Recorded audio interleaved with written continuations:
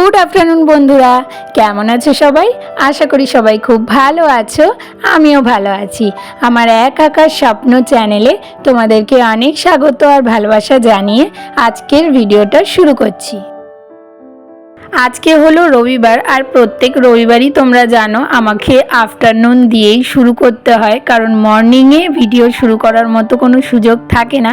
কারণ আমার মর্নিংটাই শুরু হয় অনেক দেরি করে, তো সেই জন্য আজকেও সেম একই ব্যাপার, সেটা নতুন করে বলার কিছু নেই।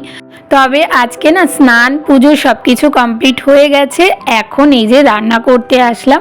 তো একদিকে বসিয়েছি ভাত, ভাতের মধ্যে দিয়েছি উচ্ছে সিদ্ধ, আর আরেকদিকে বসিয়েছি মাছের ঝোল। আর রবিবার হওয়া সত্ত্বেও আজকে আর কোনো চিকেন হবে না, কারণ ওই যে কালকের একটা শর্ট ভিডিওতে তোমাদেরকে বলেছিলাম যে রনর শরীরটা খুব একটা ভালো নেই। আর আজকেও জানো তো সকালবেলা শরীরটা ওর খুবই খারাপ হয়েছিল। পেপার দিতে যাওয়ার সময় ওর মাথা ঘোরাচ্ছিল, বমিও হয়েছিল। তো সেই জন্য ও আসার সময় বাজার থেকে চারাপোনা মাছ নিয়ে এসছে। আমাকে বললো যে একদম পাতলা করে শুধু কাঁচা লঙ্কা চিড়ে নুন হলুদ দিয়ে মাছের ঝোল করো, তো সেটাই করে নিচ্ছি। তো এদিকে ভাত হয়ে গেছে, ভাতটা নামিয়ে নিলাম, আর এদিকে মাছের ঝোলটা বসিয়ে দিলাম।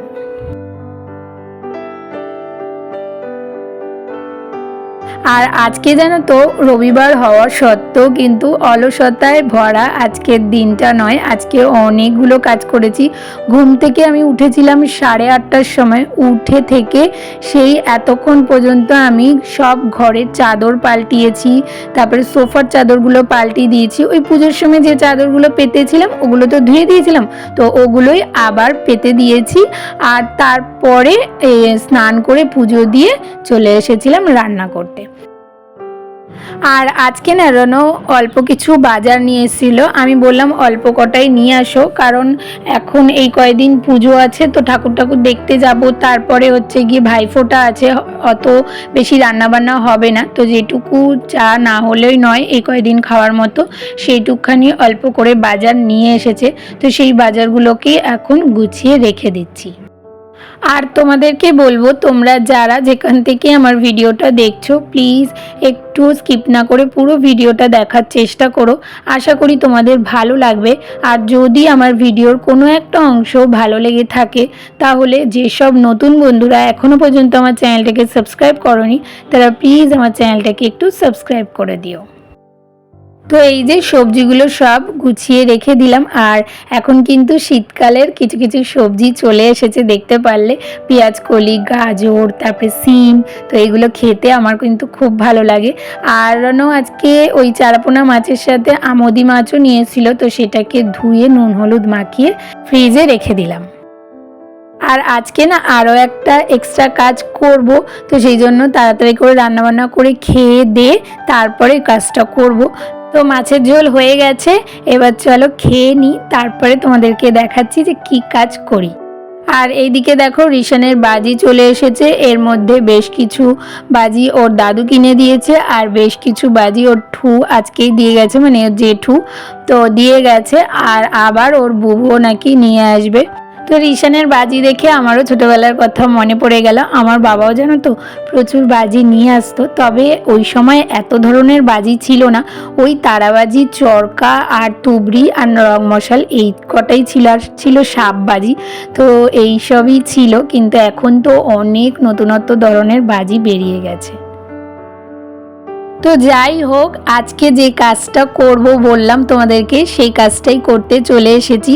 তো এই যে দেখতে পাচ্ছ, এটা হলো আমাদের মেন গেট, মানে আমাদের ফ্ল্যাটের ঘরে ঢোকার মেন দরজা।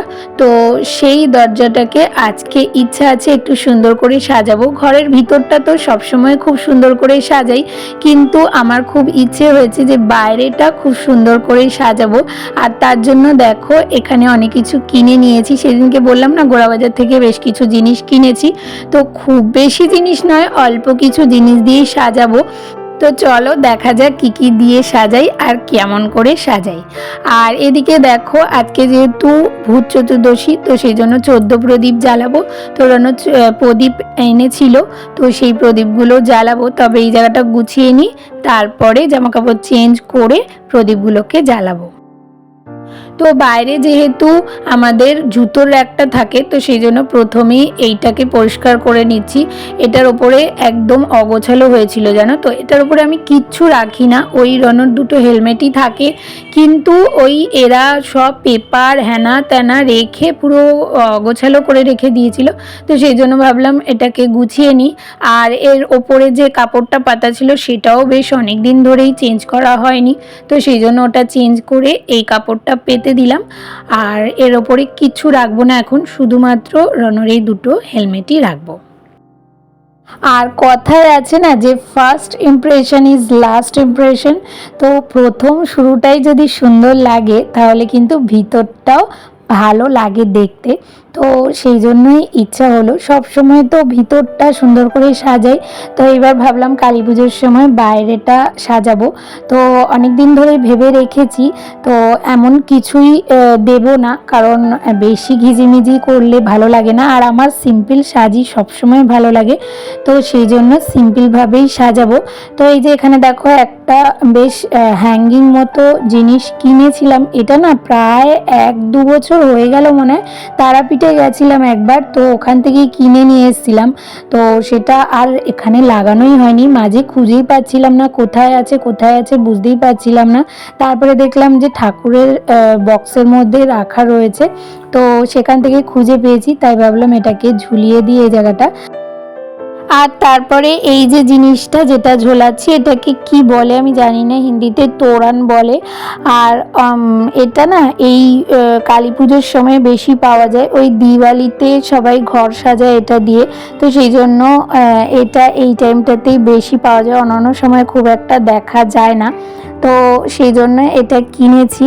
আর এটা পুরোটাই হোয়াইট কালারেরই কিনেছি, কারণ কি বলতো আমাদের গ্রিলটা যেহেতু ডিপ কালারে, তো ওটার মধ্যে হোয়াইটটাই বেশি ভালো ফুটছে, তো সেটা লাগিয়ে দিয়েছি।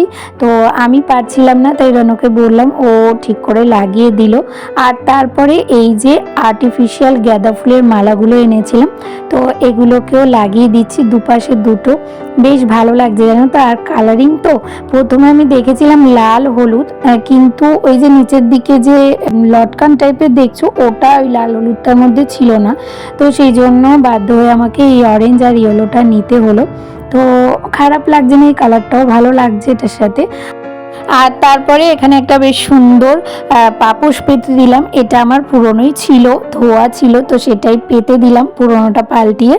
আর তারপরে যেটা আমার অনেক দিনের ইচ্ছে ছিল যে এই গাছ আমি এখানে রাখবো, এটা হলো আরিকা পাম ট্রি। আমার খুব ভালো লাগে, এত সুন্দর না গাছটা, ঝালর ঝালর থাকে, দেখতে বেশ ভালো লাগে। আর গাছটার জন্যই জানো তো এই জায়গাটা আরও সুন্দর ফুটে গেছে। আর লাইটটা আগে থেকেই দুপুরবেলা যেন লাগিয়ে দিয়েছিল, কারণ ওটা একটু লাগাতে সময় লাগবে, কিভাবে কি লাগাবে না লাগাবে, তো সেই জন্য দুপুরবেলায় লাগিয়ে রেখে দিয়েছিল। তো এই যে দেখো আমার দরজার সামনের ফাইনাল লুকটা কেমন লাগছে অবশ্যই কিন্তু কমেন্ট করে জানিও, ভালো লাগলে একটা লাইক করে দিও। আর যদি আমার এই সাজানোটা তোমাদের ভালো লাগে আর হেল্পফুল বলে মনে হয়, তাহলে তোমরা তোমাদের ফ্রেন্ডস আর ফ্যামিলির মধ্যে ভিডিওটা শেয়ার করে দিতে পারো।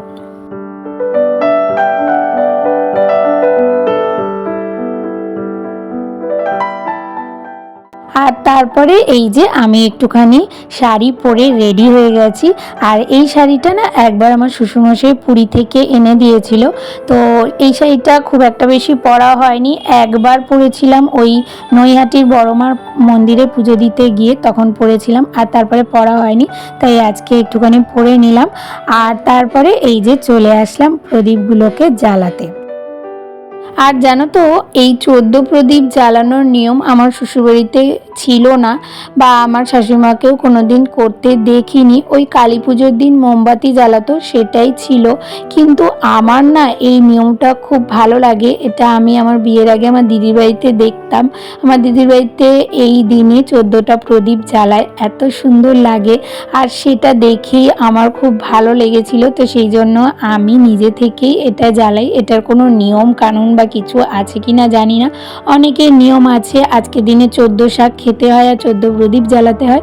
তো আমাদের যেহেতু সেরকম কোনো নিয়ম নেই, তাই 14 শাক খাই না। তবে আমার এই প্রদীপ জ্বালাতে খুব ভালো লাগে, তো সেই জন্য আর কি আমি প্রদীপগুলো জ্বালাই। তো প্রত্যেক বছরই 14টা প্রদীপ এরকমভাবেই প্লেটের মধ্যে সাজিয়ে আমার এত সুন্দর লাগে দেখতে। তো আমার দিদিবাড়িতে তো এক জায়গায় জ্বালিয়ে রাখে বেশ কিছু প্রদীপ, আর কিছু প্রদীপ হচ্ছে গিয়ে বাইরে এদিক ওদিক দেয়। তবে আমি এক জায়গায় জ্বালিয়ে রাখি না, আমি বাইরে চারিদিকে ছড়িয়ে দিই যাতে সারা বাড়িটা আলোয় আলোকিত হয়ে যায়। আর কালকের শর্ট ভিডিওটাতে তোমাদেরকে বলেছিলাম না যে আমি একটা প্রদীপ কিনেছি। তো এই যে দেখো এই প্রদীপটা দেখতে পাচ্ছ তো, আমার যে আগের প্রদীপটা ছিল সেটার থেকে অনেকটাই বড়। তো ওই ছোট্ট প্রদীপটা রেখে দিয়েছি, ওটা নষ্ট করব না। ওটা ভেবেছি কি ওই তুলসী মন্দিরের সামনে ওটা রেখে দেবো, প্রত্যেক দিন সন্ধ্যাবেলা ওটা জ্বালাবো। আর এটা হচ্ছে গিয়ে এই ঠাকুরের সামনেই থাকবে।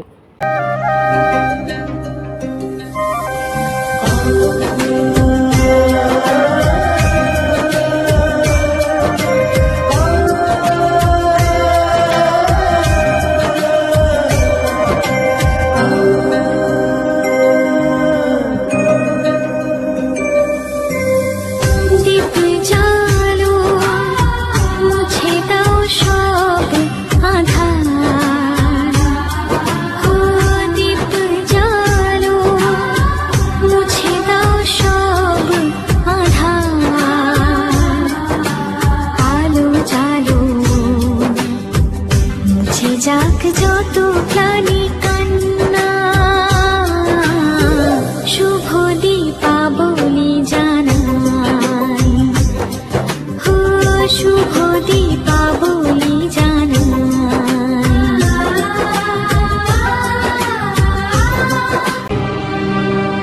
ফেলে আসা পৃথিবীর কলুষ কালিমা যত আলোর পরশ মনে